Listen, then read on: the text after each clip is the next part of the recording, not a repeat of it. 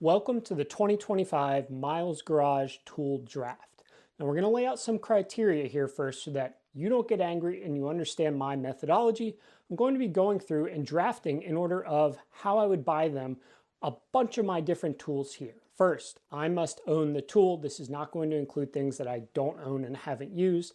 There are a lot of construction-y DIY type tools that I don't own, so those are not going to be on the list. The order is based on starting from scratch, but I don't really have a specific project in mind. I just want to kind of build my way and be prepared for projects that as I go along, I can get more complex in my project selection. Cost is not going to be a determining factor. Just because a table saw is more expensive than a circular saw, that does not mean the table saw gets lowered. It's based purely on use case. I will not be including things like screwdriver, socket wrench, kind of household DIY or mechanic tools, or else this would be way too long. I am a power tool first guy, so if you are a hand tool person, you are probably going to I heavily disagree with a lot of this. Trust me, it's going to be tough for you hand tool guys to listen to all this. And finally, these will not all be power tools. They will be important tools in the shop, and I've probably forgot some that even I own.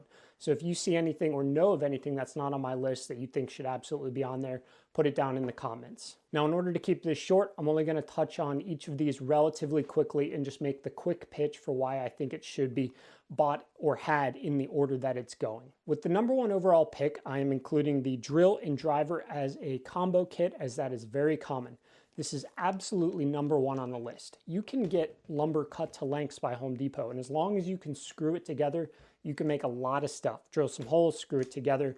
This combo kit on my list, whatever brand you want, have at it. With the second overall pick, the measuring tools. Now you can spend a lot or a little. You can go very basic with a ruler, a tape measure, and a basic carpenter square, or you can go crazy and spend thousands of dollars. These are absolutely number two on my list because to use the drill and driver with any level of precision, you're going to need to be able to measure things. The only reason they're not number one is because without the drill and driver, you can't really do anything with the measuring tools. So these are second overall, absolute must have. With the third overall pick, I am taking clamps. A variety, but especially basic F clamps of different lengths and whatnot. You can build a lot of projects with a drill and a driver, having somebody pre-cut the wood, but it really helps to be able to hold things in place and hold things together. So clamps, depending upon your project, the type of clamp is going to be specific to you, but I would say your basic F clamps and squeeze clamps in a variety of sizes are going to be incredibly important for so many things when you're starting out. So they go number three overall. Number four overall is going to be the table saw. Now this can be a cheap job site table saw, or if you're loaded, go ahead and just go right for the cabinet saw. But I think the table saw is the most versatile tool in opening up different types of woodworking projects. And so for me, it's number four on the list. You can do so much with a table saw, drill and driver, measuring tools, and some glue and clamps, right? You can do, I don't know, 85% of woodworking almost with that. So table saw is number four, and it's an essential part of anyone's shop as you go along. With the fifth overall pick, I've got dust collection. Now, whether that's a shop vac or a full-on dust collector, whatever it is, once you start getting to the table saw or any kind of power tool that has a way to hook something up, you are absolutely going to want some sort of dust collection method, and it also helps to just clean your shop a bit. So with the fifth overall pick, dust collection system of some sort. With the sixth overall pick, random orbit sander. Now, if you want to use a palm sander or some other type of sander, that's fine, but I think this is by far the most versatile and kind of user-friendly sander out there. If you've made that table saw cut, you're gluing things up, you want to color something with some stain or dye, this is going to help you a lot and save you a lot of time over hand sanding. So that's why it is number six in a top 10 pick. Number seven is where the draft gets interesting, and I'm sure a lot of people are going to agree. For many people, this is going to be a reach pick. For me, I consider it a tool that changed a lot for me about woodworking. With number seven, we're taking the planer. And yes, it can just be a lunchbox planer. It doesn't need to be a giant one. The ability to flatten wood and change the thickness, it just explodes your variety of projects you can make. It allows you to buy rough lumber. It allows you to get something flat on your own. You don't have to rely on the lumberyard or Home Depot. If it sits in your shop for a few weeks and it changes, you can get it flat again. So for many people, a big reach, but for me, the planer way up at the top at number seven. With the eighth overall pick, I'm going flush saw, Japanese pull saw. Ideally, these two as some kind of combo kit. I think these are extremely useful when you're doing any kind of joinery, even if it's just like dowels or something like that, and you're pegging something together. Being able to just flush trim it off is so helpful. These can do a lot of cuts that may be a power tool. You don't want to do it on there. Some fine joinery cuts, trimming some stuff. Unbelievably helpful. And a lot of people prefer the Western saws. That's totally fine. These are just a lot cheaper, so that's kind of what I gravitated towards early on, and I find them very user-friendly. So flush trim and a Japanese pull saw of some type are number 8 on the list. With the 9th overall pick, I am taking the router. Now this does not include the router table, that will come later, just the basic full-size plunge router. If it comes with a fixed base, great, but I think the plunge is an essential part of it. Doesn't matter the brand, whatever you get. Plunge router is number 8 on the list. The ability to do grooves, stop cuts, dados with incredibly clean bottoms, repeatable accuracy. You're able to take it somewhere. So maybe you would want to do something on the table saw, but it's too large for the table saw or somewhere else, but you need to do that dado or groove. The router is going to do that. It opens up a lot of ability just to remove material inside of things, edge profiles, stuff like that for very basic table building.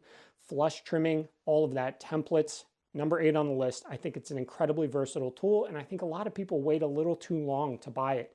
For me, I use it in almost every project. With the 9th overall pick, I'm going with the bandsaw. Now this can be a big one, it can be a benchtop, it can be made by whoever, but for me, very crucial tool. And I included it over the jigsaw because of the ability to resaw lumber. Whether you want to make a book match, whether you want to save wood by not just planing everything off, yes, you can't take it anywhere. And when we get to the jigsaw, I will touch on how that is a huge benefit of the ability to use the jigsaw on something much larger than the bandsaw table. But for me, the ability to manipulate small pieces around, cut curves, things like that, and resaw, make the bandsaw a top 10 overall draft pick. We're getting out of the top 10 here. Number 11, that's going to be the drill press for me. This used to be much lower on my kind of priority list, but over time I realized how nice it is to be able to do a ton of repeated drills, drilling holes in a row with much more clean, accurate precision. I only have a cheap Wen drill press, and the difference between trying to hand drill a bunch of things in very specific spots or in a row versus just cranking down on that drill press, extremely nice. So that goes on my list. For a lot of people, that may or may not be something they need. It may be a little overkill. I do like that I can put spindle sander attachments on there, so it's got a double use case for me. I found myself using it way more than I thought I ever had, and that's why it's just out of the top 10 at number 11. At number 12, and not too far away from the bandsaw, is the jigsaw. Now, I love this because it allowed me to get rid of my miter saw and that I can break down lumber, cut long lumber with either this or the circular saw. I much prefer this when I'm just in the shop because it's not quite as loud. The ability to cut curves on something that is larger than your bandsaw table is extremely nice. Now, it's not a precision tool really, especially not something like a Ryobi. It's a dirty tool, but it's extremely good at what it does. The blades are cheap and replaceable. If you get a cordless version, you're even more portable. Number 12 on the list is the jigsaw. At 13th overall, we are going with the chisels. Ideally something like a 4-set that comes in 1/4 inch up to 1 inch. So you get a variety of sizes. You can get them for under $60. Incredibly helpful. And as you get a little more into kind of joinery and wanting to clean things up and more precise, chisels become really helpful. The ability to take a clean shaving off of something, even if you're just trying to like clean up the end of a router cut that needs to be rounded over, a little mortising, anything like that, the chisel becomes invaluable for those sorts of tasks. And, you know, worst case scenario, if you need to pry something off, I guess you can destroy your chisel and do that. Number 14 on the list, and this is going to be a bit controversial, is the circular saw. Some people are going to believe it is way too low, and I totally understand that. It really depends on what you're doing. And for me, this was useful mainly for large outdoor projects, cutting stringers, stuff like that. But actually in the shop, and 90% of the time, I don't reach for this. Though when I do need it, I absolutely love having it. Obviously, the ability to cut through 2x material very easily. Portable, you can, you know, cut up plywood really nicely on this if it's too big for your table saw or you need to break it down somewhere. Sure, it's not the most clean cut, unlike, you know, a more precision track saw, but unbelievably helpful at breaking down lumber or doing outside projects where you're not needing the most accurate thing in the world, but you just need to cut that 8-foot board at a certain length. and get it right up in there. You don't want to bring it to the table saw and try to miter cut this gigantic piece. At 15th overall, we have the router table, and this one may be a bit controversial. Some people feel it's way too high. This doesn't mean you have to buy a router table. You could build the router table yourself and just buy an insert plate. I think it opens up so many possibilities, and I really like the ability to manipulate the workpiece. You can do some edge jointing if you want, flush trimming, pieces that are awkward in size and would be a little weird to go around with a handheld router, or maybe they're small and you need something that you can manipulate the workpiece. The router for me grooves data super fast on smaller workpieces, stuff like that. And if you get it set up right or make your own dust collection, it can be a lot cleaner than a handheld router doing the same type of work. I absolutely need it in my shop. It's incredibly useful, and that's why it's this high on the list for me. Number 16 is going to be the air compressor. I cannot believe how much I use this thing, mainly for cleaning dust off of stuff. For a while, before I even really thought about getting one, I had some of those little like computer can stuff. I was just ripping through them, blowing tools off and blowing sanding dust off of projects. Got the pancake compressor for like $100 and probably saved that amount of money in less than a year easily.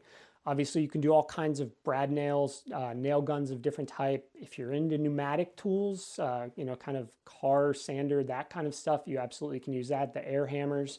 I think a pancake compressor, fill your tires, whatever you want to do with it. But for me, just blowing dust out of places is unbelievably useful, including blowing dust off of something between sanding grits. So that's why it's number 16 on the list. At 17 overall, and this one was hard for me to put this high, but I know it should be this high for most people, is the miter saw, the chop saw. Now, I got rid of mine a long time ago because I found that I didn't use it for a lot. My projects are not super large. I do most of my work at the table saw when I do crosscuts, and I break down lumber with my jigsaw or a pull saw.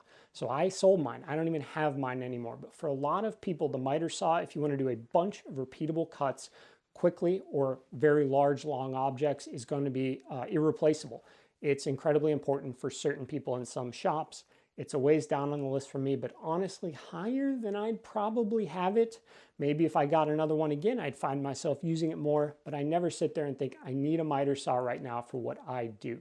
But it's a very important tool in most shops, and that's why it's this high on the list. At 18th overall, directly following up the miter saw, is a miter gauge. Now, you don't have to get a super expensive one, but if you like the ability to play with angles at all in your woodworking, the precision offered by any sort of decent miter gauge is just unparalleled. You're never going to be able to cut very specific angles repeatedly accurately without having something like this at the table saw on small pieces.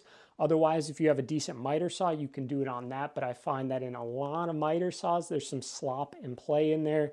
You can easily get that out with the miter gauge and the table saw. So for me, it would probably be ahead in the miter saw, or it would be, but I think for most people, this may actually even be too high at 18, but I think it's invaluable if you need to do any kind of specific angle work. So it's this high on the list at number 18 overall. At 19th overall, and hand tool people, look away because I know this is really far back for you, the hand plane. Now, this could be any type of hand plane you need, whether it's a beefy one, a mid-sized one, or the little guy. I use these less than I probably should and more than I thought when I started buying them, if that makes sense. Love the little block planes. These are very useful. Smoother, don't use it a ton. This guy, I use it to remove a lot of material on things. I'm a bit cheap and planer blades are expensive. So if I need to remove a lot of material, I'll get a workout and I'll just sit here and just take it right off. If you can master these can be extremely important to your shop. The ability to clean up end grain with a shooting board, the ability to do edge jointing, stuff like that. These can be unbelievably important and extremely valuable if you take the time to master them. I'm a bit lazy. I turn to power tools and I mainly use these for more rough things. With the hand plane, you will be able to get, if properly sharpened and the proper technique, a finish to the surface of the wood that nothing else can get. There is an unbelievable kind of shine and depth when you have a very sharp hand plane and you go over it and you do it correctly. You can't get it with a sander. You can kind of get close with burnishing. It's about the closest you can get. But if you can master these, master the sharpening, you can get an unbelievable finish that is just second to none in terms of its gloss and its luster and how smooth it is. So that's why they're further down my list. But I would totally understand if you wanted to have hand planes of any variety much higher on the list. Number 20 on the list is going to be the jointer. Now I have a benchtop version. I've had it for about 5 months now. It's quite far down the list because the planer is so high and you can do your jointing with a planer sled. The jointer obviously cannot make things parallel, so without a planer it's pointless. I love it. I use it on every project, but it's absolutely not a priority in any way. It just makes it much faster to do a bunch of boards. And I think it can be a little more accurate than a planer sled. Sometimes your shim can shift a little bit. So it's in the first round, but it's quite a ways back. And if you're a hand plane person, you don't need the jointer. You're going to do your jointing with the hand plane. But for me, love that I added it to my shop, and it's definitely a first round pick. With the second to last pick in the first round, a number 21 is going to be a Dremel or some sort of rotary tool. When you need to use these, and you'll find out along the way, they're extremely handy to have, but they're not required for anything, if that sort of makes sense. But if I need to trim down like a bolt or a screw, I don't have an angle grinder. I can throw the little angle cutting piece on this and do that. Toy around with some power carving. Very kind of delicate things often go well with this. They make a million accessories to this. It allows you to do a variety of things. So while I don't think it's any sort of necessity, I think most people by the end of their time kind of collecting their tools will have a Dremel or some sort of rotary tool and will be very happy they do. With the final pick in the first round is going to be the most recent tool I bought, and one that I'm very glad I have, but I wouldn't say is essential in any sort of way, and that's going to be the benchtop belt and disc sander. Very specific use cases, very nice to have, not needed in any way by most people in terms of like need, just nice to have. Sanding some curves on things, flattening box joints, stuff like that. It's come in real handy to me, but if it disappeared today, I wouldn't freak out, if that makes sense. So it's final on my list. I'm sure I have forgotten something or somebody's upset that I didn't include something, but that's what I've got. I looked around, that was kind of what I came up with. That's going to close out the first round and the draft of my tools. Let me know what you think, or if you have any reason you want something higher on the list or lower on the list, or you think I'm insane for having something as high as I do. All right, thank you for joining me for the draft.